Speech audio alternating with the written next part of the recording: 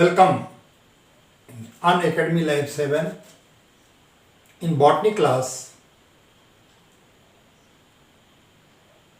chapter photosynthesis, part 8. Today I will discuss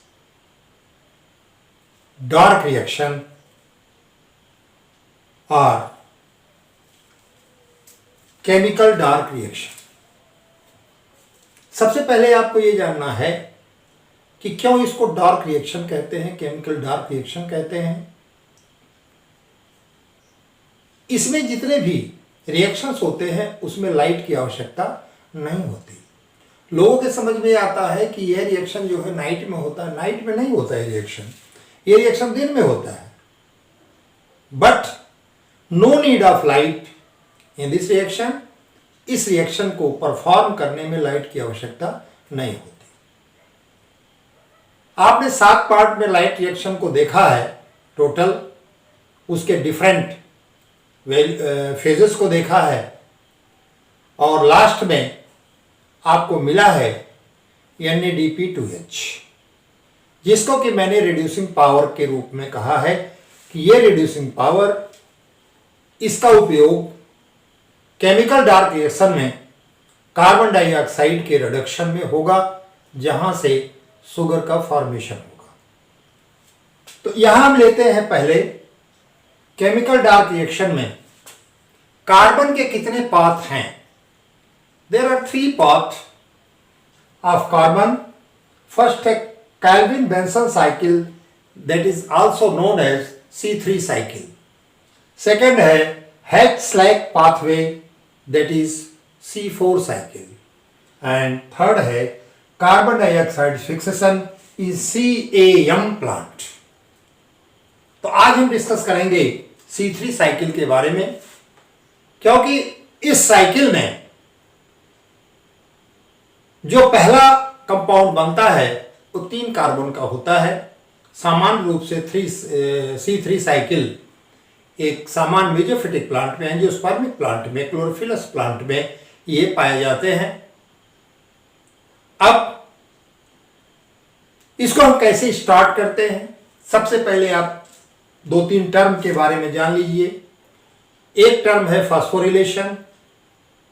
phosphorylation में combination with phosphate with the help of ATP। दूसरा है reduction. Reduction में आपका NADP2H लगेगा। फिर सेकेंड फास्फोरिलेशन, फिर ब्रेक डाउन होता है 6 कार्बन का 3 कार्बन में, जो कि फास्फोग्लिसरिक एसिड और फास्फोग्लिसरल्डिहाइड में कन्वर्ट होगा। यह फास्फोग्लिसरल्डिहाइड या फास्फोग्लिसरिक एसिड फिर कन्वर्ट हो जाता है डाइहाइड्रोक्सी एसीटोन फास्फेट में। फिर दोनों अल्डोल कंडेंसेशन के अंतर्गत जाते हैं और इससे 6 कार्बन कंपाउंड फ्रक्टोज बनता है 1,6 डाइफॉस्फेट। इस तरह से लास्ट में शुगर का फॉर्मेशन होता है। फिर रीजनरेशन ऑफ राइबोलोज फास्फेट हो जाता है। अब हम एक एक स्टेप करके लेंगे, ये तो ब्रीफ में मैंने आपको सब बता दिया है। C3 cycle, this path is studied by chlorella with C14 carbon dioxide. Radioactive carbon dioxide C14 लेते हैं और इसी से सारे इंटरमीडिएट कंपाउंड जो हैं ये देखे गए कि कौन कौन सा स्टेप शुगर फॉर्मेशन में होता है। तो पहला है फर्स्ट फास्फोरिलेशन। यहीं से कार्बन डाइऑक्साइड का रिडक्शन स्टार्ट हो जाता है। मैंने लिख दिया है। अब यहां पर मैंने आपको बताया कि जो कंपाउंड लिया जाता है वो राइबोलोज 5 फास्फेट है, 5 कार्बन का कंपाउंड, और उससे एक राइबोलोज 5 फास्फेट से 1 कार्बन डाइऑक्साइड जो है ये कंबाइन करके 6 कार्बन का कंपाउंड तैयार हो जाता है। यहां लिखा मैंने CO2 reduction starts with 5 carbon compound ribulose 5 phosphate, 6 molecule ATP produced in light reaction में बना हुआ है फॉर्म 6 मॉलिक्यूल ऑफ राइबोलोज 1,5 डाइफॉस्फेट। तो ये पहला फास्फोरिलेशन है, राइबोलोज 5 फास्फेट लिया गया था और जब एटीपी के द्वारा इसका कॉम्बिनेशन हुआ तो फर्स्ट कार्बन पर भी फास्फेट ग्रुप आ गया OH को रिप्लेस करके। यहां पर रिएक्शन लिखा है राइबोलोज 5 फास्फेट 6 मॉलिक्यूल लिया, 6 एटीपी, और यहां पर जो एंजाइम लगा फास्फोपेंटोकाइनेज एंजाइम लगा, बना आपका राइबोलोज 1,5 डाइफॉस्फेट, जहां P लिखा रहे वो फास्फेट है, प्लस 6 ADP एडिनोसिन डाइफॉस्फेट। ये हमारा पहला स्टेप रहा। सेकेंड स्टेप है कार्बोक्सिलेशन। कार्बोक्सिलेशन में मैंने आपको बताया कि कार्बन डाइऑक्साइड ऐड होती है। दो नाम आते हैं, carboxylation adding of carbon dioxide, और एक डी कार्बोक्सिलेशन जिसमें कि कार्बन डाइऑक्साइड का एलिमिनेशन होता है। तो यहां पे carboxylation, ribulose 1,5 diphosphate acts as carbon dioxide acceptor. 6 molecule of ribulose 1,5 diphosphate react with 6 molecule of carbon dioxide. अब यहीं पर ब्रेकडाउन भी हो जाता है, डायरेक्ट एक अनस्टेबल कंपाउंड 6 कार्बन का बनेगा, लेकिन वो तुरंत ब्रेक हो जाता है 12 molecule of 1,3 diphosphoglyceric acid. Carbon dioxide का जब एक्सेप्ट करता है राइबोलोज 1,5 डाइफॉस्फेट तो एक कार्बन डाइऑक्साइड एक्सेप्ट होगी, फिर इस इंटरमीडिएट कंपाउंड जो कि 6 कार्बन का हो रहा है वो तुरंत ब्रेक हो जाता है, और ब्रेक होने के बाद 3 फास्फोग्लिसरिक एसिड में कन्वर्ट हो जाता है। यह हमने रिएक्शन लिख लिया है, ribulose 1,5 diphosphate 6 molecule plus 6 CO2 plus 6 H2O। अब यहां जो एंजाइम लगेगा that is carboxylase enzyme give rise to 3 diphosphoglyceric acid. इसके बनेंगे 12 मॉलिक्यूल। थर्ड स्टेज हमारी है सेकेंड फास्फोरिलेशन की। अब ये आपका 3 फास्फोग्लिसरिक एसिड ये रिएक्ट होता है एटीपी से, क्योंकि 12 मॉलिक्यूल बने हैं, तो यहां पर 12 मॉलिक्यूल एटीपी का संयोग भी होगा और यह बन जाता है 1,3 diphosphoglyceric acid and 12 ADP। Reaction लिख दिया है, 3 phosphoglyceric acid 12 molecule plus 12 ATP give rise to 1,3 diphosphoglyceric acid plus 12 ADP and the enzyme which acts as a catalyst that is phosphoglucokinase। तो ये हमारा रहा थर्ड स्टेज में second phosphorylation. Now fourth stage, अब यहां से रिडक्शन प्रारंभ होगा। ग्लिसरिक एसिड जो है कन्वर्ट हो जाएगा ग्लिसरल्डिहाइड में, ग्लिसरिक एसिड एक कन्वर्ट हो जाएगा ग्लिसरल्डिहाइड में।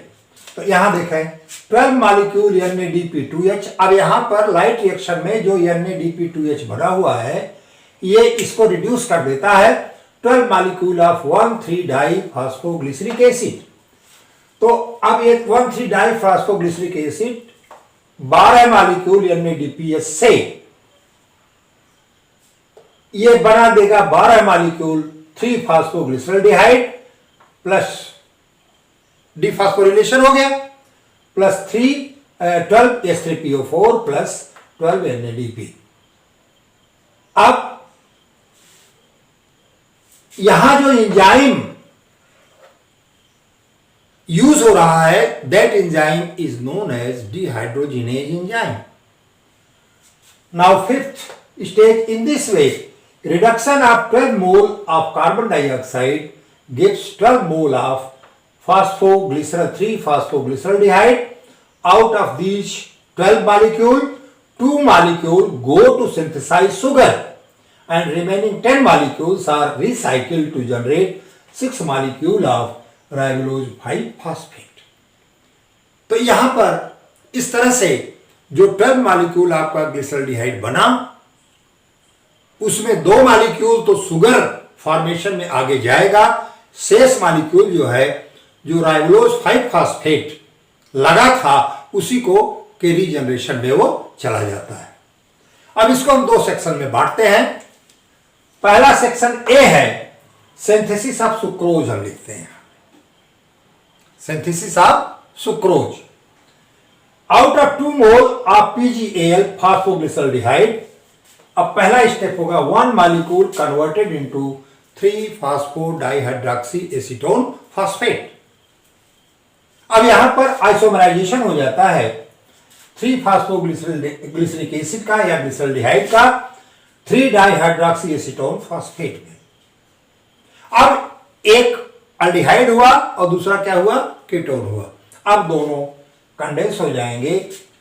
1 मोल डाइहाइड्रॉक्सी acetone phosphate reacts with 1 mole of 3 phosphoglyceric acid and forms fructose 1,6-diphosphate and the enzyme used, that is known as aldolase, and this condensation is known as aldol condensation. Second step में fructose 1,6-डाइफॉस्फेट का formation हुआ था। अब third stage में डीफॉस्फोरिलेशन होगा, माने एक phosphate एक H3PO4 ये बाहर निकल जाएगा और उसमें जो एंजाइम यूज होगा, रिएक्शन में यूज होता है वो फास्फेटेज एंजाइम। तो इस प्रकार से फ्रुक्टोज 6 फास्फेट का फॉर्मेशन होगा। यहां पर रिएक्शन मैंने लिख लिया है, fructose one six diphosphate 1 molecule in presence of phosphatase enzyme give rise to 1 molecule of fructose 6 phosphate and H3PO4। ये जो स्टेप है ये डीफॉस्फोरिलेशन का स्टेप। फोर्थ स्टेप में ये फ्रुक्टोज 6 फास्फेट इसका म्यूटेशन हो जाता है और यहां जो एंजाइम यूज होगा और ट्रांसम्यूटेज एंजाइम यूज होगा। Fructose 6 phosphate converted into fructose 1 phosphate which is lastly give rise to glucose 1 phosphate. अब यहां पर आइसोमरेज एंजाइम और यहां पर ट्रांसम्यूटेज एंजाइम यूज होता है। इस प्रकार से ग्लूकोज 1 फास्फेट का फॉर्मेशन हो गया। हमने आपको बताया था सुक्रोज का फॉर्मेशन। एक सुक्रोज मॉलिक्यूल का जब हम डिसोसिएशन करते हैं by hydrolysis give rise to 1 molecule of glucose and 1 molecule of fructose. अब यहां पर ग्लूकोज और फ्रुक्टोज दोनों बन गया। अब ये दोनों ग्लूकोज फ्रुक्टोज फास्फेटेज एंजाइम के द्वारा ये दोनों कंडेंस हो जाते हैं। इसी से में डीफॉस्फोरिलेशन भी हो जाता है और सुक्रोज का फॉर्मेशन हो जाता है। सुक्रोज का फॉर्मेशन हो जाता है। ये हमारा सेक्शन ए हुआ। अब हम चलते हैं सेक्शन बी पर। जो हमारा राइबोलोज 5 फास्फेट यूज हुआ है वो फिर राइबोलोज 5 फास्फेट रीजनरेट होना चाहिए अगले फर्दर रिएक्शन के लिए। तो हमने सेक्शन बी में लिया रीजनरेशन ऑफ राइबोलोज 5 फास्फेट। आपने देखा कि 2 मॉलिक्यूल बचा हुआ है। 12 में मॉलिक्यूल में 10 तो सुक्रोज के फॉर्मेशन में आ गया। 12 मॉलिक्यूल में 2 जो है सुक्रोज फॉर्मेशन में आ गए और 10 मॉलिक्यूल जो हैं ये बच जाते हैं रिमेन और दे रीजनरेट राइबोलोज 5 फास्फेट। 3 इसका पहला स्टेप है 3 फास्फोग्लिसरॉल्डिहाइड। ये आइसोमराइज हो जाएगा डाइहाइड्रॉक्सी एसीटोन फास्फेट में। ये आपका एल्डिहाइड है और ये आपका कीटोन ग्रुप है। और यहां एंजाइम जो यूज हो रहा है that enzyme is isomerase enzyme. ये आइसोमराइज करता है दोनों का मॉलिक्यूलर फार्मूला एक, केवल फंक्शनल ग्रुप अलग है। यहां कोई कीटोनिक ग्रुप है और यहां aldehyde group. Now next dihydroxy acetone phosphate. अब ये कंडेंस हो जाएगा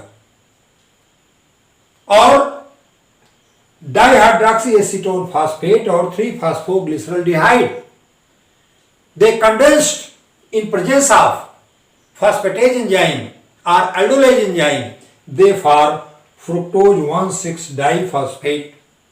इस प्रकार से हम फिर फ्रुक्टोज 1,6-डाइफॉस्फेट के फॉर्मेशन तक आ गए।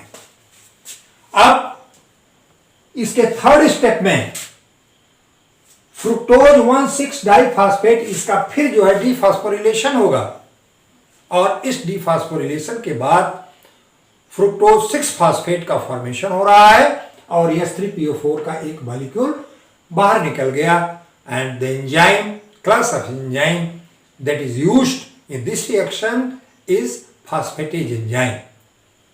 Now in fourth stage, fructose 6-phosphate, phosphoglyceraldehyde, enzyme transketolase, अब ये बना देता है आपका जाइलोज 5-phosphate और इरिथ्रोज 4-phosphate, इरिथ्रोज, ये दो कंपाउंड बने और अंत में ये इरिथ्रोज 4-phosphate प्लस डाइग्लिसरॉल्डिहाइड तो यूज हो गया है। अब डाइहाइड्रोक्सी एस्टोन फास्फेट बचा। अब ये dihydroxy acetone phosphate transaldolase enzyme की उपस्थिति में राइबोज 5-phosphate और जैलिलोज 5-phosphate का फॉर्मेशन होता है और लास्ट में राइबोज 5-phosphate ये आइसोमराइज हो जाएगा राइबोज 5-phosphate में। इस तरह से हमारे जितने राइबोज 5-phosphate लगे थे वो फिर रीजनरेट हो गए। चूंकि कार्बन डाइऑक्साइड जो एटमॉस्फेरिक कार्बन डाइऑक्साइड से यूज हुई है, तो जितना आपका राइबोज 5-phosphate बना यूज हुआ था उतने फिर बन गया। इस प्रकार से आज पार्ट 8 फोटोसिंथेसिस के केमिकल डार्क रिएक्शन में एक पार्ट में हमने आज आपको C3 साइकिल के बारे में डिस्कस किया, जिसको कि केल्विन साइकिल या केल्विन बेंसन साइकिल कहते हैं। That is the first pathway of chemical dark reaction. हमने आपको बताया कि डार्क रिएक्शन इसको इसलिए कहते हैं कि इस रिएक्शन को परफॉर्म करने में लाइट की कोई आवश्यकता नहीं होती और यह रिएक्शन जो है ये दिन में ही होता है। ये रिएक्शन दिन में ही होता है। तो आप स्टेप वाइज सारे रिएक्शंस को याद कर डालिए और ये आपके लिए आसान होगा, क्योंकि बहुत ज़्यादा स्टेप नहीं है, मैंने बहुत समराइज कर दिया है और इससे जो है आप C3 साइकिल आप अच्छी तरह से एक्सप्लेन कर लेंगे। हम उम्मीद करते हैं कि आपका ये जो C3 साइकिल है आपकी समझ में आया होगा। इसी के साथ साथ अगला जो है C4 और CAM साइकिल जो है ये मैं अगले लेक्चर में कंटिन्यूअस अगले लेक्चर में डिस्कस करूंगा। इसी के साथ आज के वीडियो को मैं समाप्त करता हूं। आपको बहुत बहुत धन्यवाद।